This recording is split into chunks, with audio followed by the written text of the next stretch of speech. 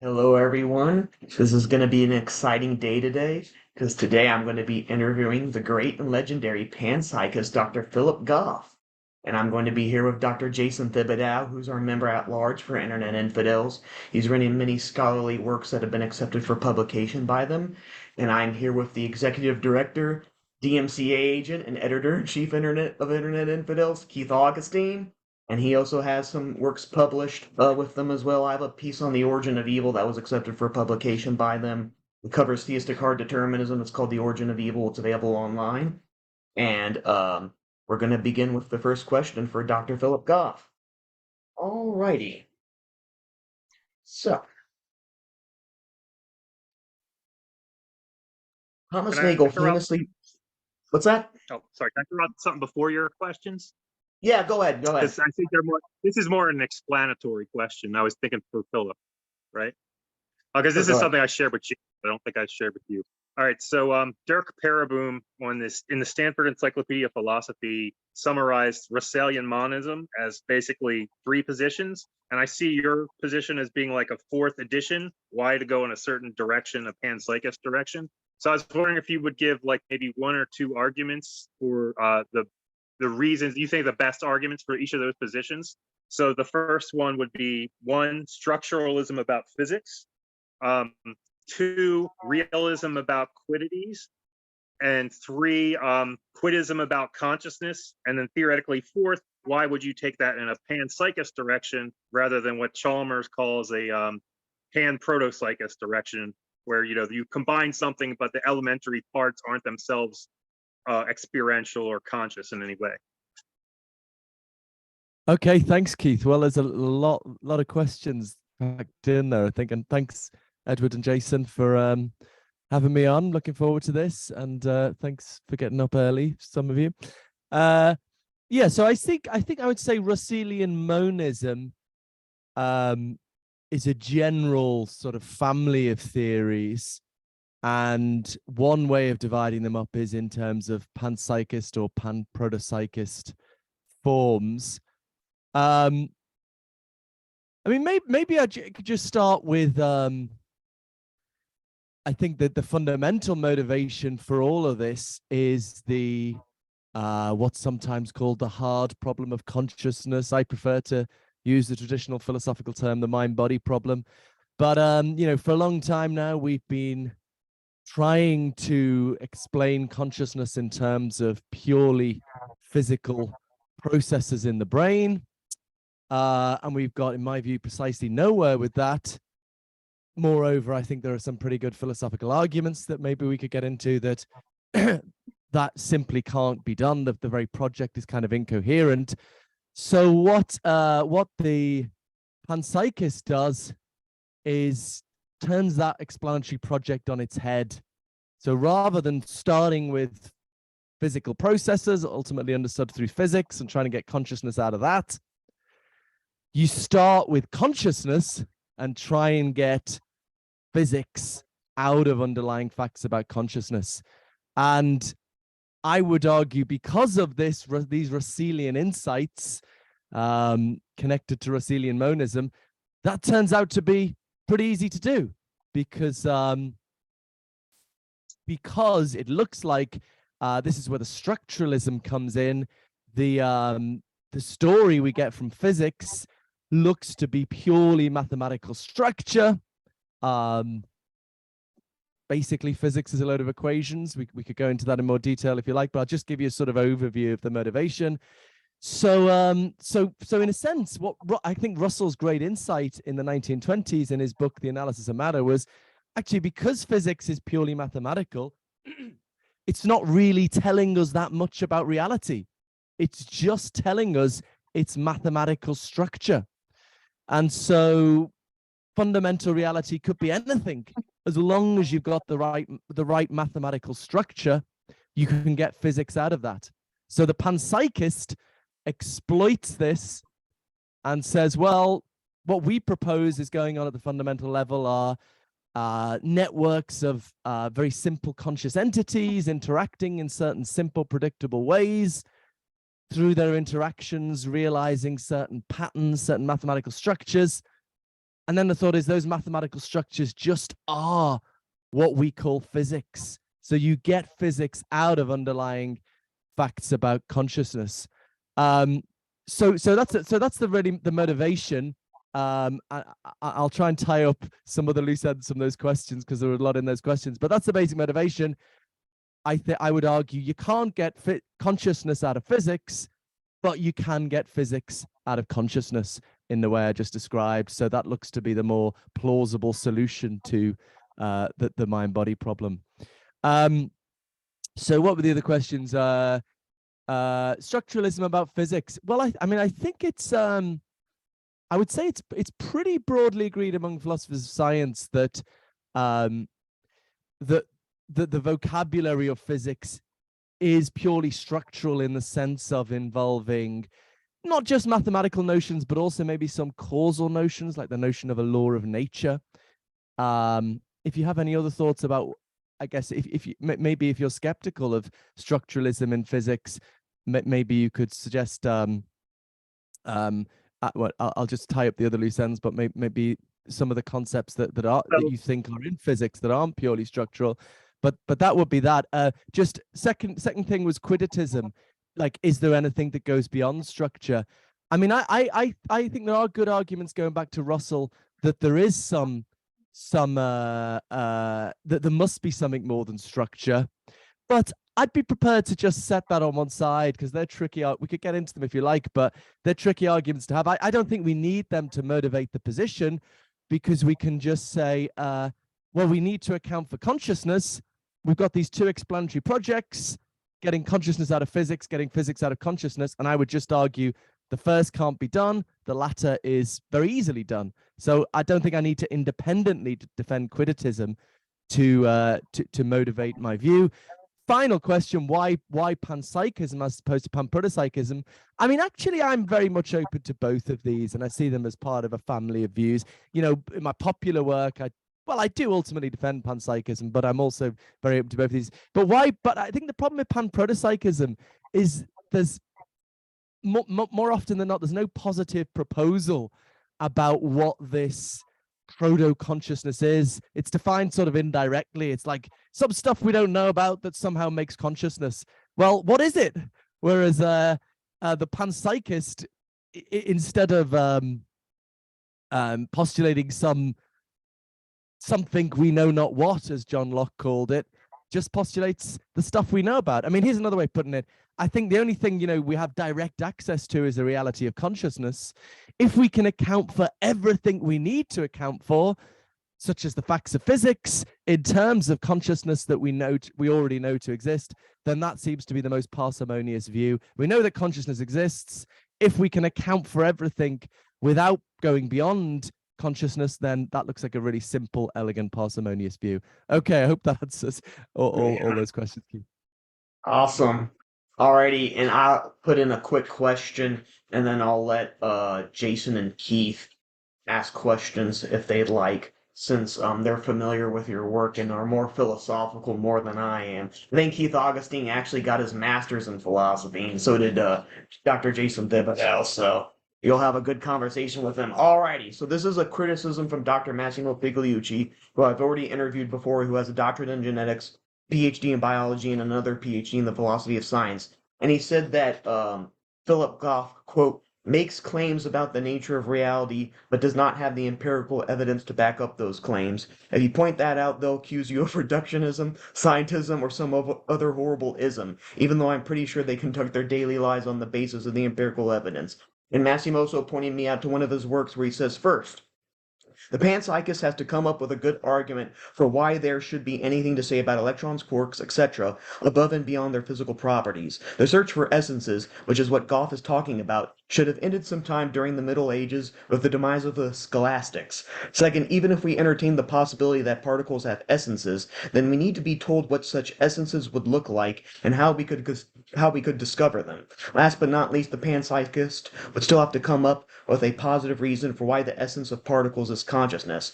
Oh, and after all that, we still wouldn't know why human beings have first-person experiences and rocks don't, or do they? So what would you have to say in response to Massimo's criticisms?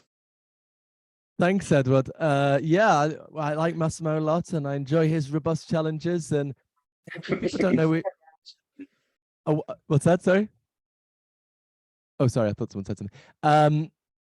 We a while back, maybe a few years ago now, we had this public exchange of letters where we wrote letters about, I don't remember how many there were now, a series of 1,000-word letters to each other. And actually the company, I think, got bought up. We did that for, I think they're still available online somewhere. But sorry, I got a bit of a cough. This was quite a productive discussion. So yes, I would accuse Massimo of scientism in this question. And to deny scientism does not mean denying science. Scientism is a philosophical position, namely the position that the only way we can know anything about reality is through public observation and experiments. I think that's clearly false, because I think, I mean, mathematical truths, for example, ethical truths, the reality of consciousness itself, I think, are known independent of observation and experiments. Consciousness is not something we know about from looking down a microscope or from a particle collider. We know about it just through our immediate awareness of our own feelings and experiences. So dealing with consciousness, what's most important for me is this is not a purely scientific problem. And that's why I prefer not to use this term, the hard problem of consciousness, because I think people think it, even though that's not how David Chalmers intended it, people think of it as a purely scientific problem. What we have at root here is the ancient issue of the mind-body problem, the philosophical challenge of how consciousness and the physical world fit together. And there are a few options. Maybe the physical world is the fundamental thing and consciousness arises from physical processes in the brain. Maybe consciousness is the fundamental thing and the physical world arises from underlying facts about consciousness. That's my own preferred option. Or maybe this is what the dualist thinks. Maybe they're both fundamental but radically different. René Descartes historically famously thought that. Now, crucially, all these three options are empirically equivalent in the sense that you can't distinguish them with an experiment. Each of the three theories will just, for any empirical data, each of the three theories will just interpret that data in their own terms. So we can't do an experiment to decide which is the right theory. We have to do some philosophy, right? We just have to examine the three positions on their own terms and try and evaluate between them, try and look at what's most plausible. And I guess I gave the first steps of my reasons for preferring panpsychism in answer to the last questions. I think materialism, the materialist, in terms of its central explanatory project of getting consciousness from physical processes in the brain, has never had any success at all. And there's good philosophical arguments that it's an incoherent project. Whereas, thanks to Bertrand Russell, in terms of panpsychists, in terms of panpsychism, in terms of its central explanatory project, getting matter out of consciousness, the mystery's solved. We know how it can be done. So you've got like an explanatory project that's never had any success and is of dubious coherence, with an explanatory project that's just already been completed. So in my view, it's kind of a no-brainer. But it's a philosophical dispute. So if Massimo thinks you can't do anything with philosophy, well, don't say you're a materialist. Say you're agnostic. Say we can't say. My colleague Peter Vickers at Durham, who's a philosopher of science, he says we can't answer this with, it's not a scientific question. We should just be agnostic. Okay, fair enough, perhaps. But if we're going to engage in the project, I think just finally, I think people think materialism is the scientific option. No, these are all philosophical options: materialism, dualism, panpsychism. The scientific data is neutral between all of them. We have to decide between them as philosophical options. And I think when you do that, panpsychism just looks to be the more plausible option.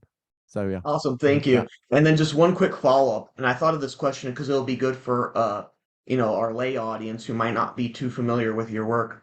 When you say things like, electrons possess consciousness, would you define consciousness as a sense of self-awareness? Because I think some people could be like, oh, like, electrons having consciousness. I don't like it. They don't have a brain. I mean, if they don't have self-awareness, how's that consciousness? So how would you define consciousness?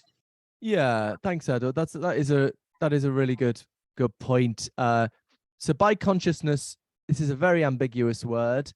We're not meaning something like self-consciousness, awareness of one's own existence. I agree that's something many animals don't have. Maybe humans and octopus and what's the plural of octopus? Pigs. Are pigs self-aware? I'm thinking I might stop eating pigs on the basis that. See, the problem for me is I think plants are conscious. So, if you don't think plants are conscious, you've got a nice moral dividing line. But where do you draw the moral dividing line if you think animals are conscious? Now, I'm thinking perhaps for me, the most non-arbitrary thing is self-awareness. So maybe I think it's just wrong to kill something that's aware of its own existence. Anyway, I'm digressing. So, yeah, I mean, it doesn't mean awareness of one's own existence. It simply means subjective experience. Your consciousness is what it's like to be you. So what it's like to be a human being is very rich and complex, the result of millions of years of evolution. What it's like to be a sheep is perhaps simpler. What it's like to be a fly, simpler again. As we move to simpler and simpler forms of life, we find simpler and simpler forms of subjective experience. So for the panpsychist, this continuum keeps going down to the fundamental building blocks of matter, which have incredibly simple forms of experience to reflect their incredibly simple physical nature. Yeah, so it doesn't mean the electrons are sitting there feeling existential angst or wondering if it's Tuesday. Just have some incredibly simple form of subjective experience. That's the idea. All right, well, thank you, Dr. Philip Goff, for answering that question. Alrighty, Jason and Keith, the floor's all on you. Anybody got questions? I guess it's up to Jason. How far along are we? Like, how far along is your question and what we've already gone over? I have a question related to materialism and Galen Strawson. So I could but I can also wait. Sounds good. That sounds good. Okay. All right, great, thanks. And thank you, Philip, for being here today. So my question, I guess, can be summed up in this way. What is materialism? You have indicated that you don't think materialism has been successful, but Galen Strawson offers a picture of materialism which is sympathetic to panpsychism, and on his view, we don't really know what matter is. We don't know what its essence is, and for all we know, says Strawson, it could be consciousness. So, first of all, tell me whether that's an accurate characterization of Strawson, and then if you could maybe differentiate your view from his and explain why you think he's mistaken. Yeah, thanks, Jason. Actually, Galen Strawson was my PhD supervisor many years ago. And look, basically, we have the same view, but we define words in a different way. That's really important to realize. He just chooses to define materialism and physicalism in a different way to me. And or maybe I choose to define a different way to him. And this is what we always argue over every time we meet. If people are interested, actually, I guess my more accessible book on panpsychism is Galileo's Error, if people are interested in reading about this stuff. And then there was this collection of essays, Is Consciousness Everywhere? Scientists and philosophers and theologians responding to my work, including Carlo Rovelli and Sean Carroll and some other people. The reason I'm raising this is Galen's article in this is all about this, how we should define the word materialism or physicalism. And then I respond to all the essays. I mean, basically, I think, look, we're just talking about how words mean. Sorry, what words mean, be grammatical. And we should just define that pragmatically. I just think it's more useful to use the word physicalism or materialism to mean something like the view that physical science with its purely quantitative vocabulary, going back to the structuralism point we covered in response to Keith, maybe we'll come back to, that physical science with that purely mathematical causal vocabulary could in principle completely describe the fundamental nature of reality.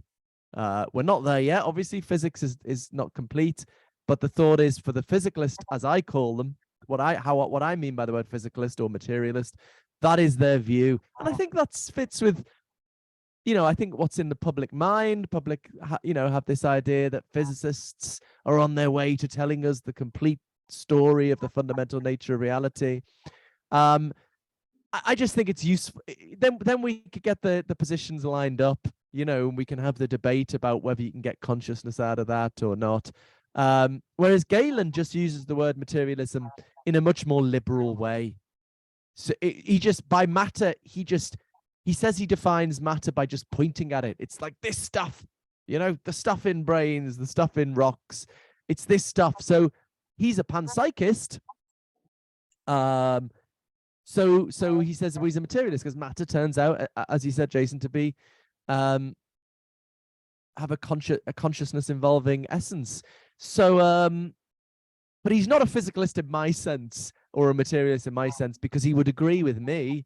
We just have the same view. It's not like, I agree with him, he agrees with me, that you can't account for consciousness in the purely quantitative terms of physical science. And so physical science cannot be giving us the full story of reality. We both agree on that. So he's a physicalist, but he thinks there's more to the physical than physical science could ever tell us about.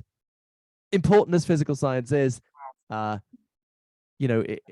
can't be telling us the full story. Does that help clarify that? Yeah, I guess my inclination is to say that I kind of feel like Strawson is right about what matter is. Like, it should be defined by pointing. It's that stuff. But I take your point about it really is a matter of terminology, I think. Just as an aside, there's a philosopher named Peter Slosted Hughes, who's also a panpsychist, and he has this term panhylism, which is the view that the material world is composed of stuff that is non-experiential through and through.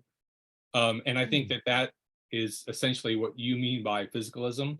But again, I think that's just a terminological dispute, and probably we don't want to multiply terminology too much. So I have other questions related to your book that is to be published, because I'm very curious about it. But I want to, before we move on from the panpsychism stuff, I want to give Keith an opportunity to ask some questions. If we have a chance, we'll come back to the stuff about God and purpose and that kind of thing.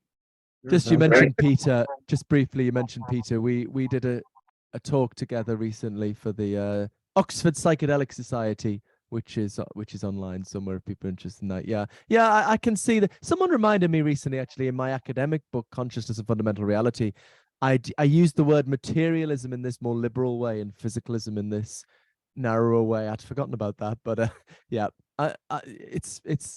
these are pragmatic questions that could go either way, I think. But yeah, anyway, go for it. Sorry, Keith. Yeah, that's interesting that you mentioned that, because I thought about asking about that, because there were recent studies that have come out at the end of 2022, early 2023, saying that people who have belief change, who use psychedelics, tend to change their beliefs in a dualistic or panpsychist direction. So it's that you would, speaking to that group, would make sense. So that's not everyone. Not everyone has belief change, but that's something that came out recently in the research.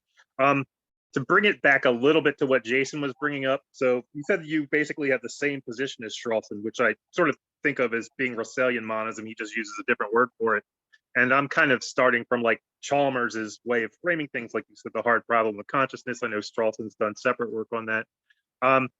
He wrote, the subtitle of a paper he wrote was How Physicalism Entails Panpsychism, and in a book, and then there were a series of commentaries, and then there was his reply to all the commentaries, and you wrote one of the commentaries. I didn't read your commentary, but I just discovered through the table of contents the full context, because I knew the original paper, and it seemed like you were bringing an objection just based on the title because I just discovered this last night, basically, that you were bringing up the subject summing problem as a kind of objection to Strawson's view, which, if his view is yours, it would seem like it would apply to your own position, right? So the idea that, so say you have a bunch of electrons have some kind of fundamental kind of consciousness that's not experienced, basically, that's not ours, but they somehow combine in brains to make this one unitary subject, a human being, Keith or Jason or whatever. And the subject summing problem is you can't do that. Like if you took a bunch of Chinese citizens, there's this famous objection to functionalism, which is similar to this. If you took a bunch of Chinese citizens and you put them together, you don't get this nation mind of China, right? So I was curious, like, how you differ. It seemed like you were objecting to Strawson's views on that. Yeah, excellent. Yeah, so that was my first publication, actually, in 2006. Experiences Don't Sum enabled me to get a job as a temporary lecturer, which I might not have done if I hadn't got that in that volume. It might have been a different history. But yeah, so my first couple of publications, actually still my most cited publications, are sort of attacking panpsychism. This other paper, does why panpsychism doesn't help explaining consciousness or something like that. I can't even remember the name of it now. So yeah, my career has sort of been setting myself a problem and then trying to address it.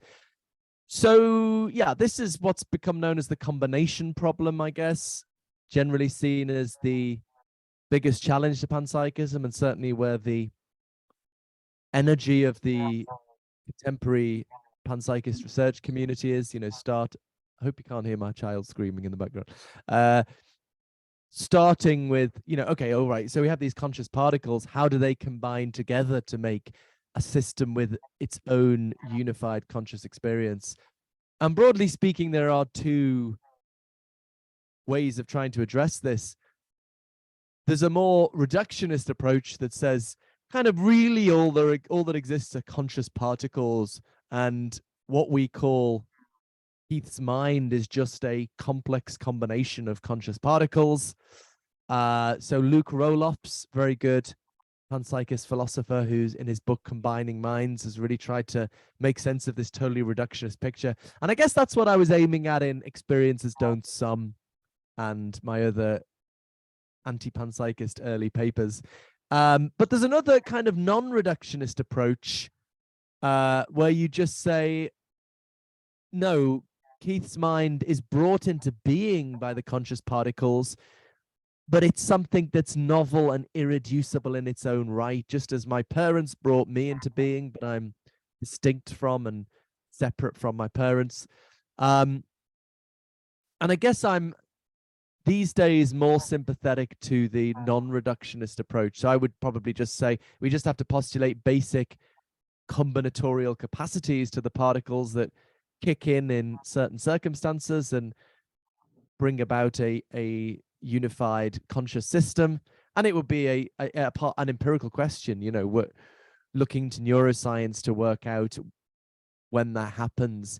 I mean, I used to try and be more sympathetic to this reductionist approach because I thought that was the picture we're getting out of science. I think that was because I was talking to philosophers and theoretical physicists. I've had lots of debates with Sean Carroll on my podcast, Mind Chat. Quick plug for my podcast, Mind Chat. You can find 6 hours of me and Sean Carroll debating. And we're going to be debating in person in New York in September as part of a project I'm running, trying to work out if the universe is conscious. Try not to digress. What am I talking about?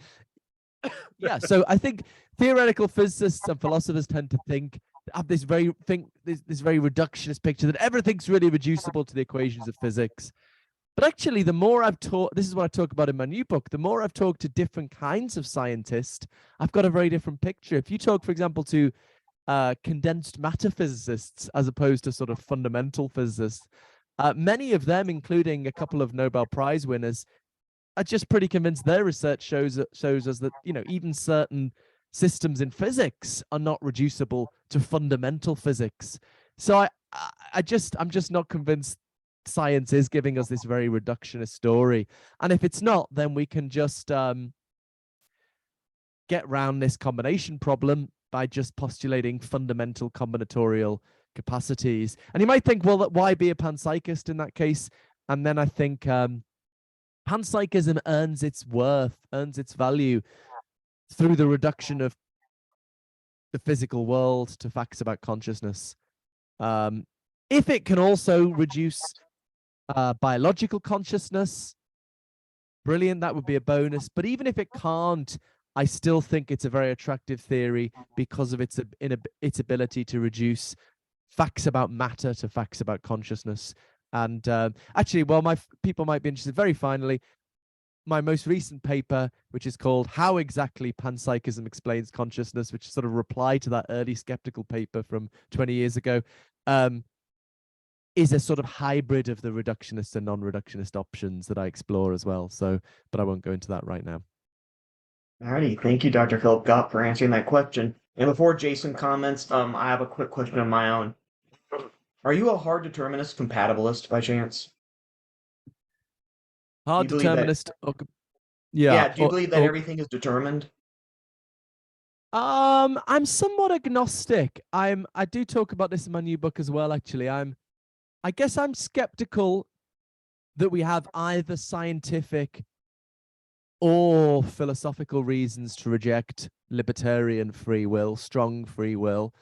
Well, I just kind of hinted at the scientific reasons. I think, people have this very reductionist picture of the physics of science, but I actually think we don't know enough about the brain to think it's true, and condensed matter physics gives us maybe a different story. And I think it's something people believe it's part of the zeitgeist that everything's reducible to the equation of physics. So I don't think there's empirical grounds for doubting libertarian free will.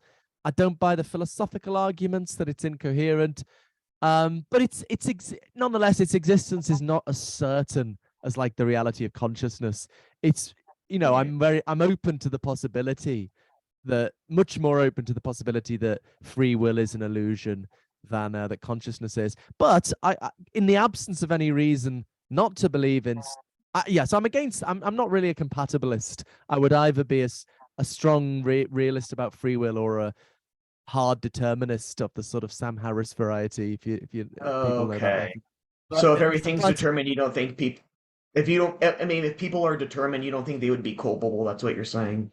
Morally. I'm probably more on that side. It's not something I've worked strongly on. But in the absence of empirical or philosophical reason to doubt strong libertarian free will, I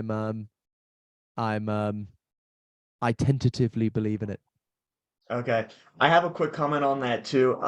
So people are like, well, it seems to me from my common experiences I can will otherwise because we have various inclinations. We're not just inclined to do one thing. But a determinist would argue, well, you can only give in to your greatest inclination. And here's an example I made up that kind of drives the point. So suppose you're saying to yourself, okay, so to disprove determinism, all I have to do is do something I don't really want to do, to not give in to my greatest inclination. So you think to yourself, okay, what would bother me the most? And you think to yourself, okay, like maybe if I hit myself with a hammer, that would disprove determinism because I'm clearly doing something I don't want to do. And then you end up doing that. And then I say to you, you actually prove determinism, and you're like, oh, well, how did I prove determinism? And so you have to think about what's going on here. So you're like, there's the motivation of whether to hit yourself with a hammer or not, but there's also a third motivation, which is the motivation to disprove determinism. And all that while you were thinking, oh man, it would be so great if I had libertarian free will. If you think to yourself, if I hit myself with the hammer, I'm going to be going against, determinism. So you're so motivated to hit yourself with the hammer to disprove me wrong that before you choose, it's actually your greatest desire to hit yourself with the hammer, because you weighed the pros and you weighed the cons, and you thought, well, it would be a greater pro to go through with the pain. It would be, adequate to suffer the con because the pro would be greater of disproving determinism. So you actually gave in to your greatest desire. So it's like a paradox. Like you can only do what you really want to do in the moment, and if you can only give in to your greatest desire, that would mean all actions happen of necessity. So that's kind of like a thought experiment to think. Yeah, fantastic. I engage with these arguments in my new book. Actually, I haven't really written about free will before. This is great. So I take these arguments seriously. I don't ultimately buy them. So I guess what I think is in the background here is a Humean picture, the view of the great Scottish philosopher David Hume, 18th century. Was he 18th century Hume? I think he's 18th century, isn't he? That all of our motivation is reducible to desire. So we've just got these basic desires, and philosophers just really tend to go for this. I just think it's not true of human psychology, actually, and there's no reason to. So I mean, I think many of the things that motivate us are based on our judgments about value or what's worth doing. So there's, moral judgments. You think this is a good thing to do, but also just you might think, how do I want to live my life? I want to do something worthwhile. I might, one course of action is going to be a more meaningful way of living a life, and that might be a judgment. Now the Humean comes back and says, oh well, you must have had a desire to live a meaningful life. I don't see why we should think that's true. It could be just the judgment about this is a better way to live your life motivates you. I don't see why we have to. That explains your desire. You have the desire because of the judgment. But anyway, let me come directly to your point, to answer your chance. So I think I think sometimes a motive. What do you mean by desire? It's very unclear what philosophers mean by desire. What I mean by desire is like felt conscious craving, like desiring. It can mean all sorts of things, desire, but craving chocolate, craving sleep or whatever. But often, a lot of the time we're not pushed around by our cravings. We do something based on a sort of value judgment. What would be the best thing to do? And so I think the best cases for libertarian free will come when you have a clash between your value judgments and your yearning. I don't know, let's take a classic example. You really want to have an affair, right? But you don't want to cheat. It would be a bad idea to cheat on your partner for moral reasons, but maybe also your partner will probably find out and that'll be the end of the relationship. It'll be a disaster. So your value judgment is this is a bad idea, but you really crave to. I don't see why there should be a fact of the matter as to which of those is going to win out in any particular case. Not, maybe if we ran history again, you'd follow your yearning. Another time you'd follow your value judgments. So where we have these clashes between value judgments and conscious yearnings, I don't see any reason to think there's something inevitable about which way a human being is going to go. As I say, I'm agnostic. I'm open to knowing enough about the brain to say, actually, everything we do is totally deterministic, but I don't think we know anywhere near enough about the brain to be able to make that judgment.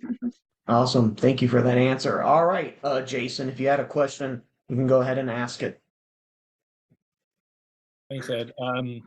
So I guess there's a couple things. I liked everything you said about free will, and I think I'm in 100% agreement with you there.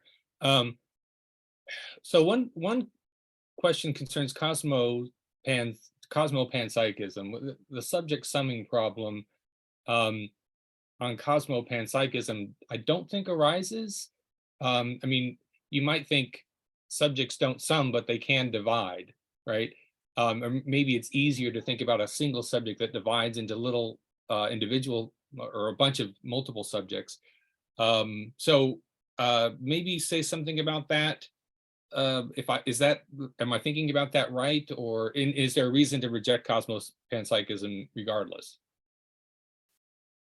Well, firstly, I'm very much open to, I guess we normally call it cosmopsychism, the form of panpsychism where instead of little particles, it's the conscious universe that is the fundamental mind, and everything else derives from the fundamental mind.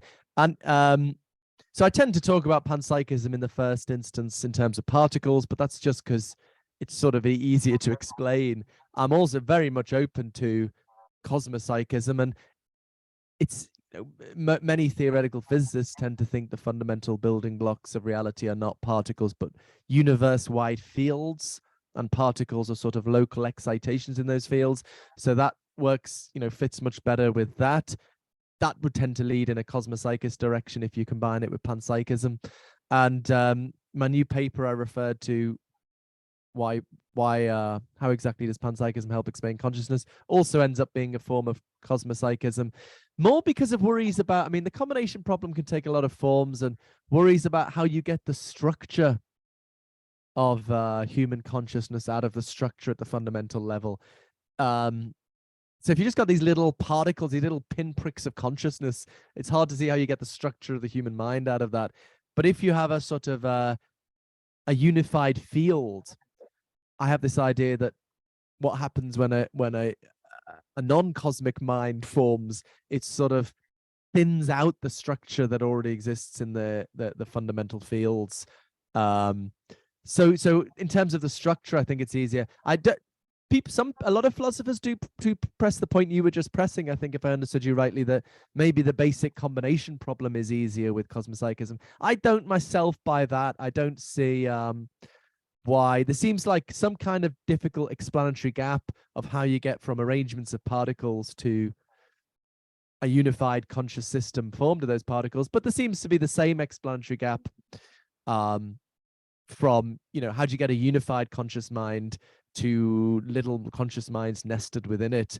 Of course, we can imagine a causal process whereby a unified conscious mind fragments into two, but similarly, we can imagine a causal process where little particles combine to make a unified conscious mind. So I don't think in terms of the basic combination problem, cosmopsychism helps, but maybe it fits better with physics. Maybe it fits better with these issues about structure. How do we get the structure of the human mind from structure at level of fundamental physics? Alrighty, go ahead, Jason. Just a follow-up. There's at least some empirical evidence that a single subject can decompose into multiple subjects via the, things like the split brain experiments, or the split brain reality, I guess.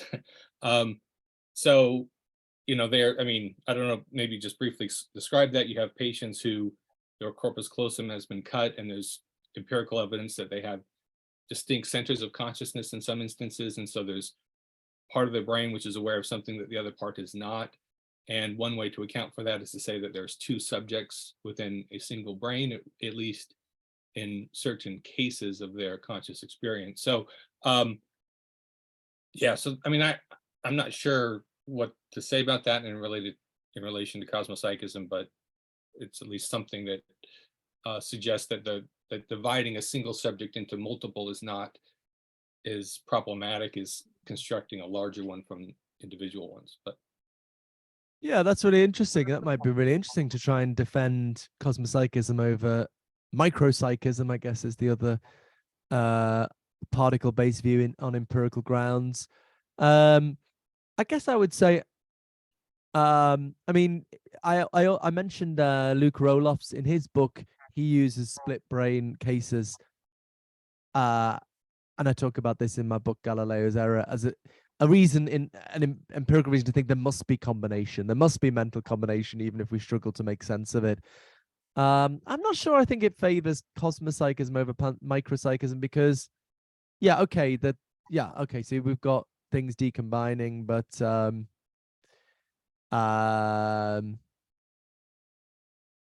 maybe we know things decombine. So what would happen if you put the corpus callosum back again? Presumably they'd recombine, or I'll have to think about that. Maybe there's some reason there to think, okay, we know things decombine, we don't know they recombine. Maybe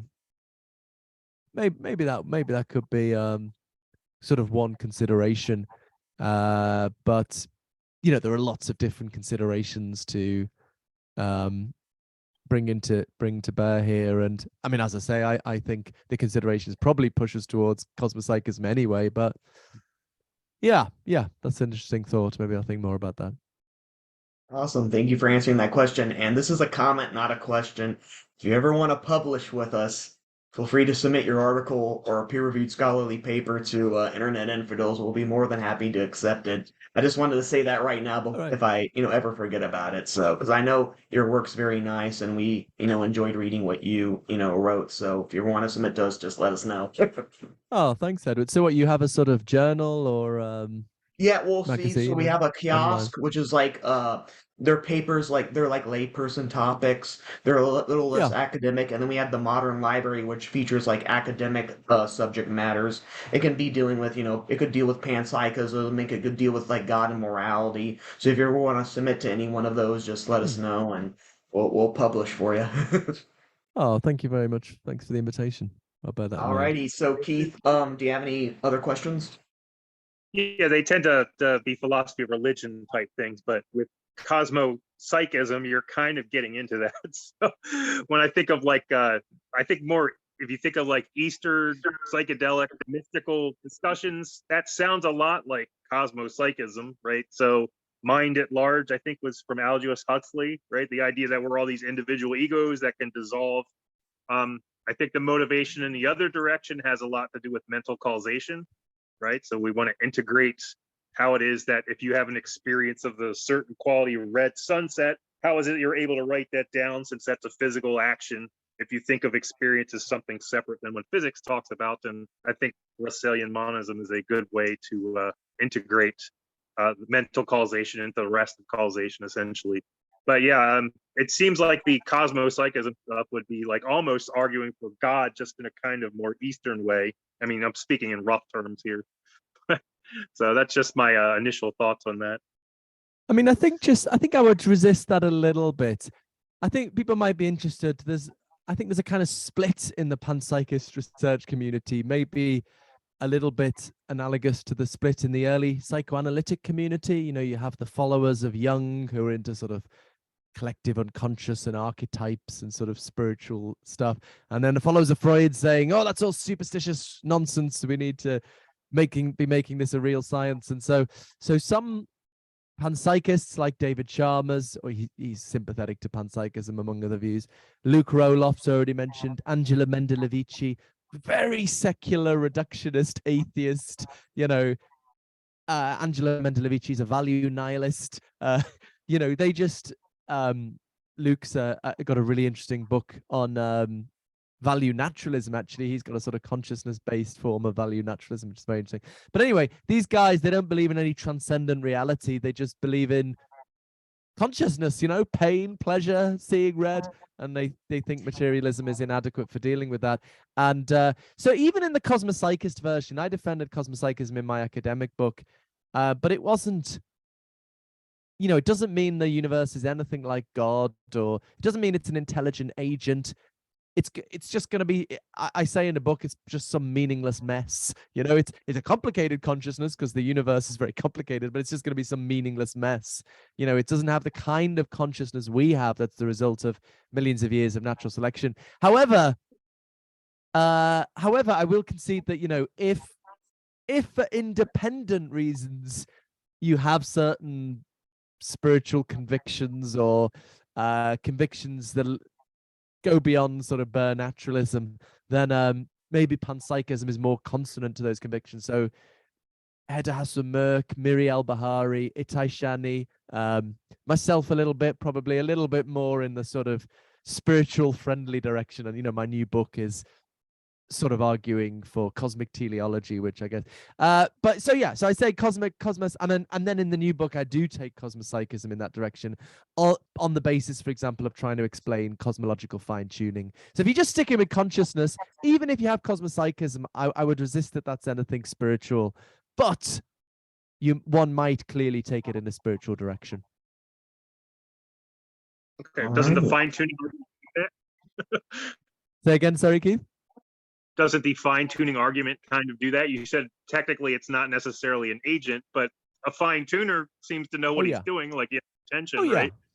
Oh, absolutely, yeah. No, I mean, I'm saying I take cosmopsychism in a more spiritual direction, if you want to use that word, that it is something a little bit more goddish. Not the traditional God. I'm very much motivated by the problem of evil to reject the omni-God.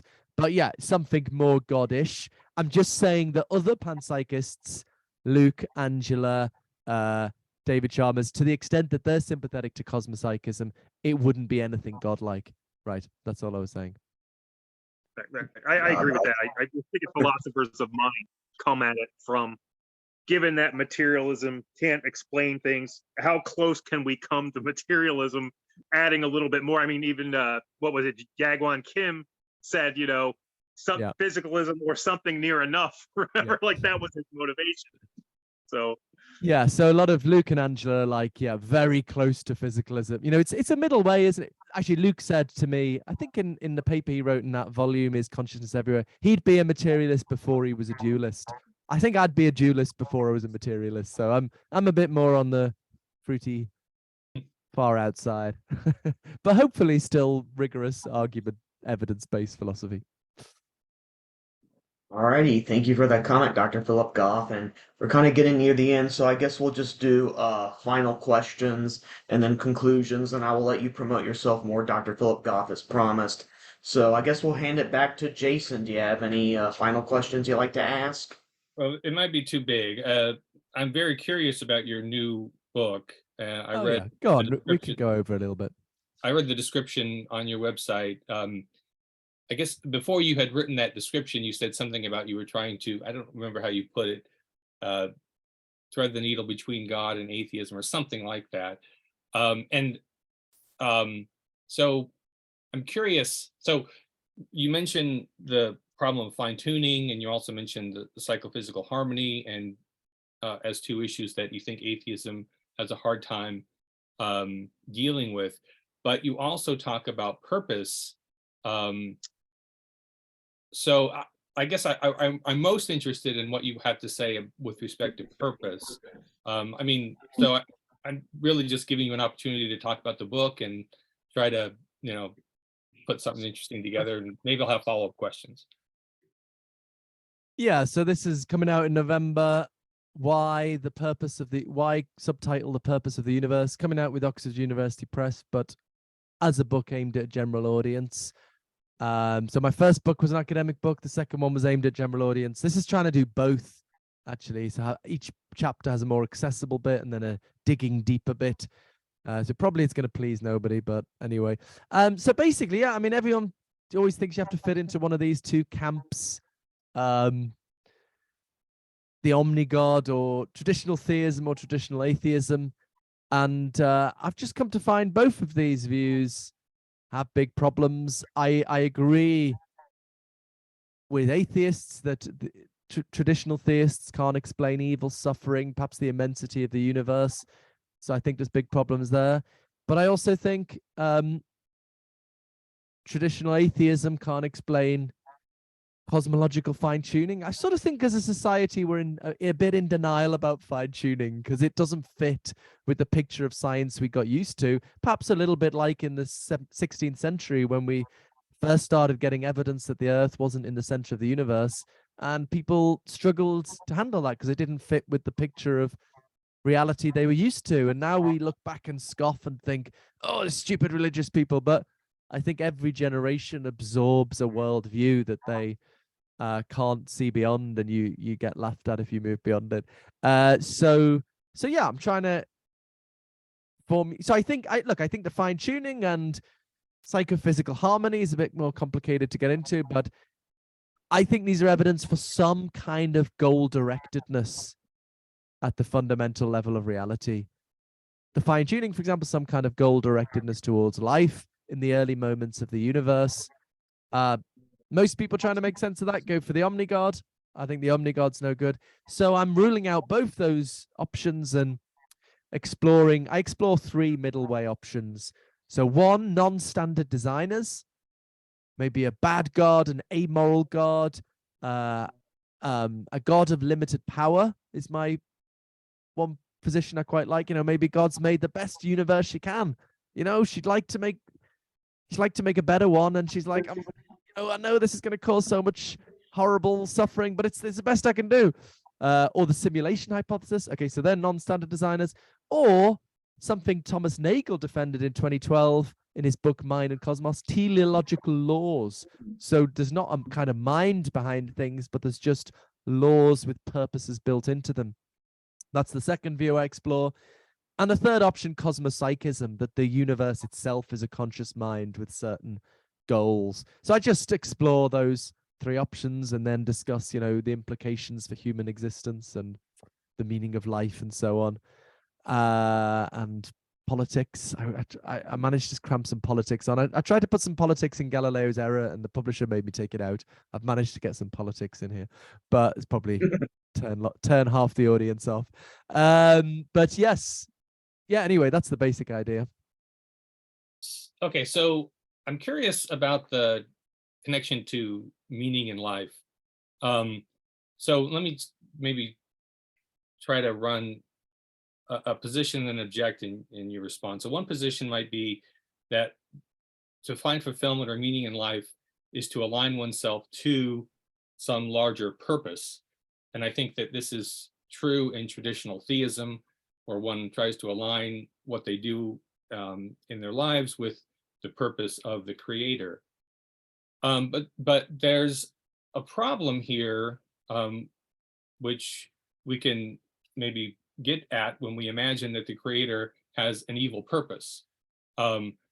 So if the creator created us for suffering, it doesn't seem like we would find fulfillment by aligning our lives with the purpose of the creator, nor would we think our lives are meaningful when we align our lives with that purpose. So imagine a matrix scenario, to take the simulation hypothesis, something like a matrix scenario where we're just batteries for very complex AI systems. It doesn't seem like our lives would be fulfilling in virtue of fulfilling the role of being a battery. So yeah, so I guess I'm not sure exactly what your view is, obviously, with respect to purpose, but there's at least a problem with pointing to some kind of cosmological purpose and thinking that this is connected to meaning in our own lives. Yeah, I'm sympathetic with a lot of what you've just said. I mean, so firstly, that most of the book is just a cold-blooded scientific and philosophical argument for cosmic teleology, independent of its connection to human meaning. But then I do, in the sort of first and last chapters, think about its implications for human meaning. And here again, I always like the middle way. I defend the kind of middle way, So at one extreme, you've got someone like the Christian philosopher William Lane Craig, or the atheist David Benatar, say the anti-natalist, saying, without cosmic purpose, human existence is kind of meaningless. William Lane Craig thinks, we might as well just kill each other if there's no purpose to the universe. Benatar thinks, there's a little bit of meaning, but almost none, and we should let the human race die out because it's too pointless. The other extreme, certain humanists say it would just be absolutely irrelevant. Maybe it'd even make things worse. Who's a very... Guy Kahane has very interesting... well, anyway, he doesn't quite fit into this dichotomy, but he's a very interesting writer on this, and why it's better without God. But anyway, sorry, forget that. Humanist who says it's just irrelevant. So I have a kind of middle way position. I think if there's no cosmic purpose, we can still have pretty meaningful lives through, kindness and creativity and learning and so on. But if there is some purpose to the whole of reality, some good purpose, taking your point there, Jay, some good, and we can in some small way contribute to that, that is a very meaningful life, because we want to make a difference.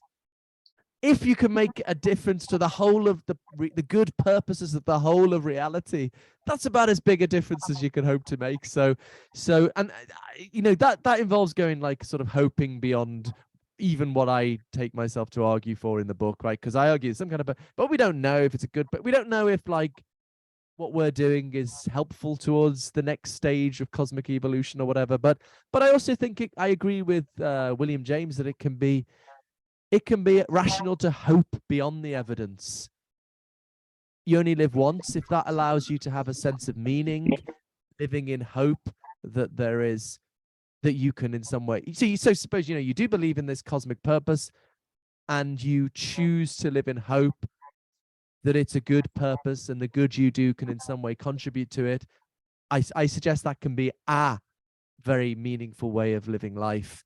Not the only way of living a meaningful life, but our way of living a very meaningful life. So that's what I suggest. All righty. Thank you for answering that. And before I give Keith the opportunity to state his question, I'll state mine, kind of playing off of the whole God concept. But first off, I want to say I interviewed Dr. William Lane Craig about a year ago. It was very interesting. We talked about the Grim Reaper paradox by Alexander Pruss, and we talked about the Kalam cosmological argument. He likes to talk about that. But there's been this interesting trend among Christians, and some of them more than ever are taking divine command theory to the extreme where they're saying even if God is the direct cause of sin, he would still be good because they define goodness as whatever is consistent with his character. So since being the efficient cause of sin is consistent with his character, they consider that holy. And I'm actually reading a book by David E. Alexander and Daniel M. Johnson called Calvinism and the Problem of Evil, and they suggest as an apologetic to converting people, you could say, well, since there's they say on page 6, well, there's many ways to answer the problem of evil, and one of the objections is, okay, well, if like Calvinism is true and determinism is true, it would seem to imply that God's the direct cause of evil. So you could say, well, there's some Calvinists who deny that God's the efficient cause of sin, and also you could say, well, even if he is the efficient cause of sin, he would still be good, and that in order for him to do evil, he would have to give a law unto himself and then break it. And I think that's just like a counterintuitive way of thinking because you think like good and evil are like ontologically opposites, like they like oppose each other. I mean, if good can be like evil, then what's the purpose of good being good? Like they're just synonyms. But obviously, since they're distinct terms, they have to be different. So like what would you think about that? Like taking divine command theory to that extreme and like saying like whatever he does is good no matter how destructive or terrible it is. Yeah, I think I'd be very much more on the atheist side on this one. I think I mean I would I would just I guess I'd say I find my moral intuitions more certain. All you can ever do in philosophy, right, is start with what you think is most certain, not 100% certain, but what seems more evident to you. And I think I would think my moral intuitions are more certain than any of these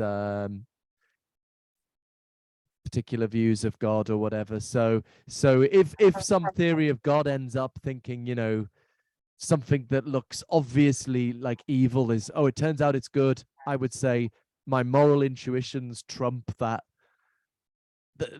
theory because they're more evident to me than whatever basis there is for that theory. And I mean, moral divine command theory, I guess people like Craig have tempered it to get around the euthythro by saying, partly moral facts are grounded in God's nature rather than God's commands.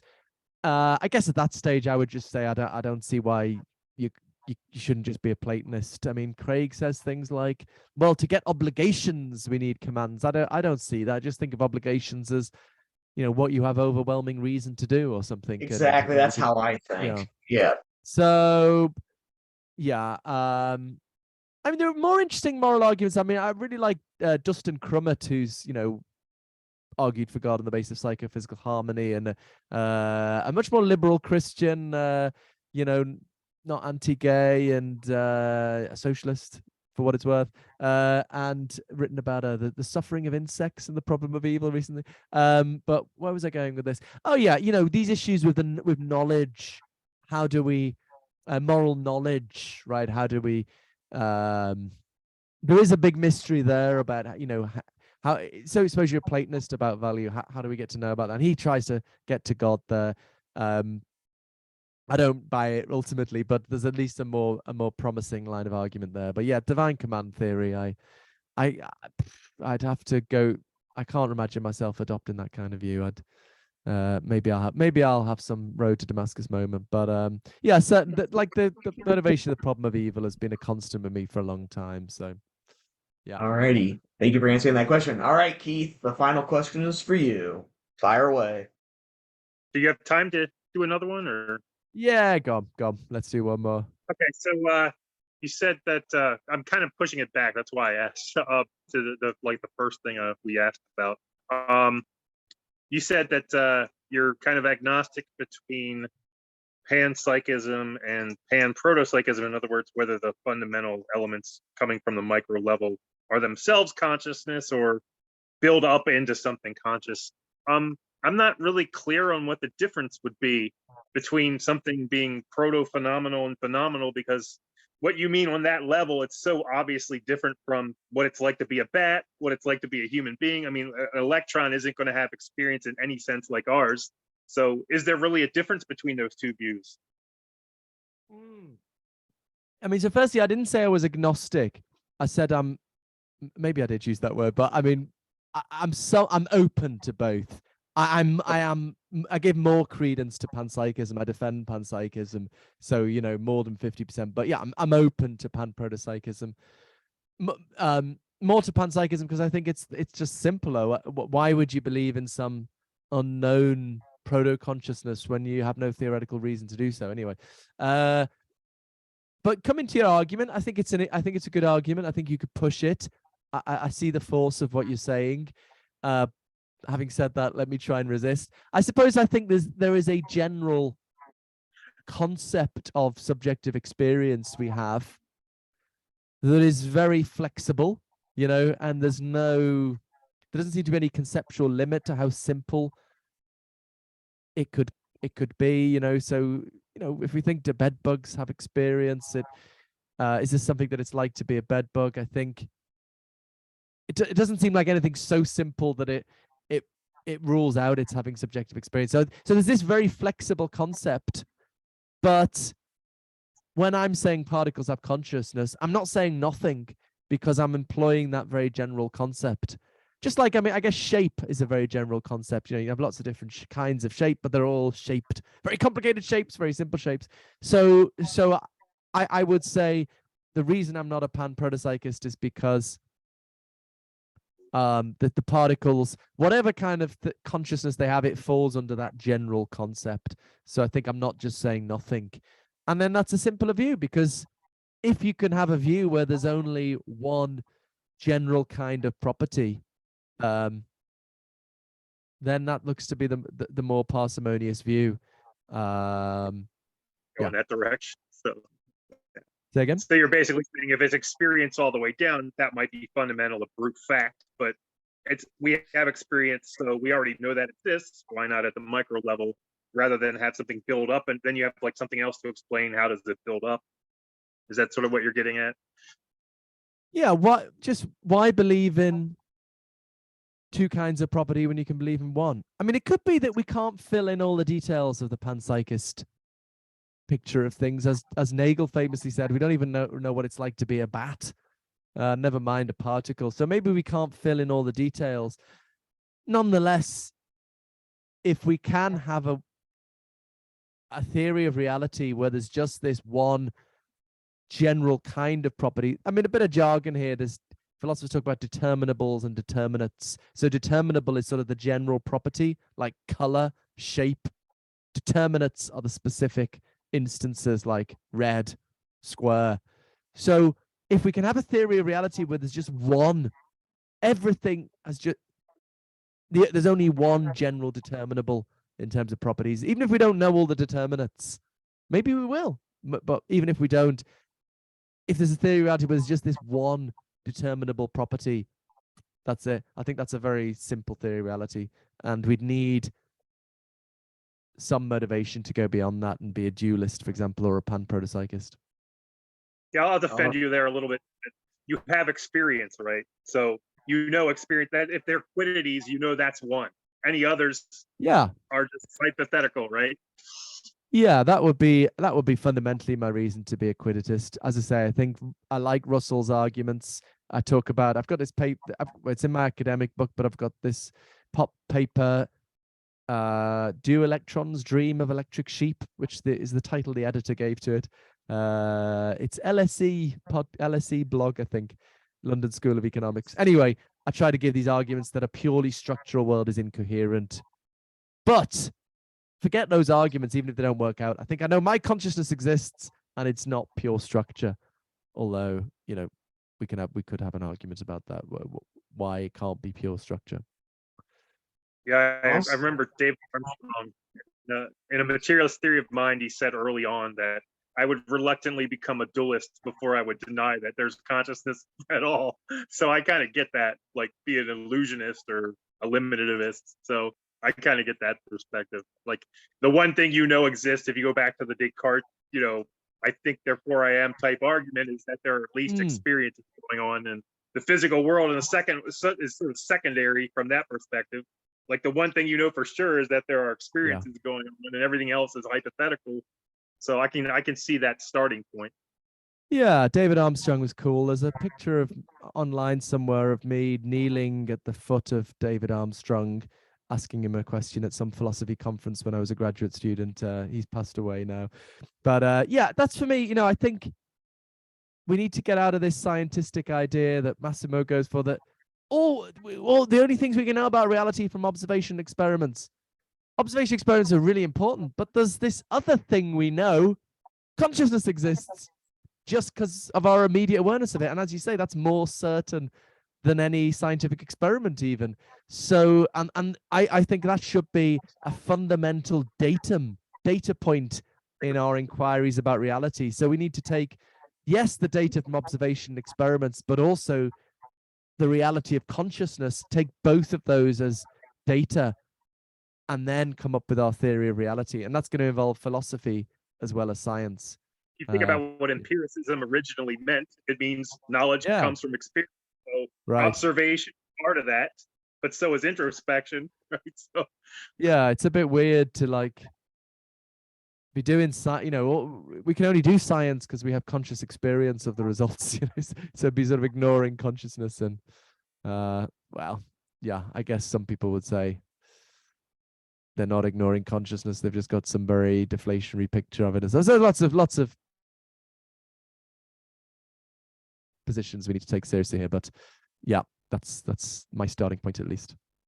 All righty. Well, thank you, Dr. Philip Goff, for being on. It was a great pleasure to have you. And this is nice because in 2 days it's going to be my birthday. I'll be 34, and I remember you saying that, didn't you?